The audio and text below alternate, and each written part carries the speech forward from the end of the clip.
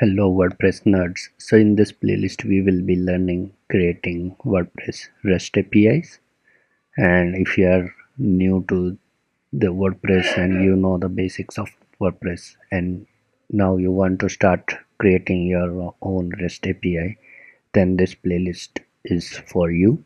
So in this playlist I have explained what the REST API is and then the step-by-step process of creating WordPress REST API. By the end of this playlist, you will be an expert for creating your own REST APIs. So please go and watch out the playlist if you want to learn WordPress REST API. The link is given into the description section. Thank you.